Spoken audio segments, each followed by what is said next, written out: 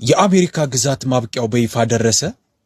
ይህ በኢራንና በአሜሪካ መካከል የተለኮሰው እሳት ተራ ግጭት ሳይሆን ዓለማችንን ለዘላለም ለመለወጥ በምስጢራዊ ኃይሎች አስቀድሞ የተጻፈ የዓለም መጨረሻ ድራማ ነው ቢባሉ ያምናሉ?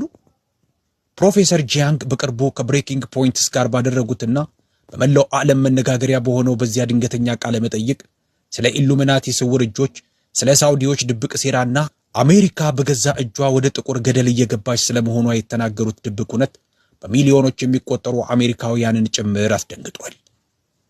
በቢሊዮን የሚቆጠሩ ዶላሮች በኢራን ሰማይ ላይ እንደ ትቢያ ሲበኑና የፔትሮ ዶላር ስርዓት ለዘላለም ሲፈራርስ ከጀርባ ክሩን እየሳቡ ዓለምን ወደማትወጣው አዘቅት የሚመሩት እነማን ናቸው?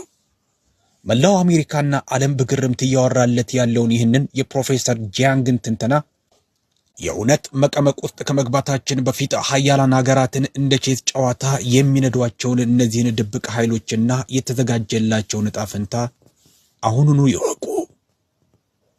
ወደ ዝርዝር መረጃው ከመግባቱ በፊት ግን ይህ መረጃ ለብዙዎች እንዲደርስ ቪዲዮውን ላይክ በማድረግ ይተባበሩ።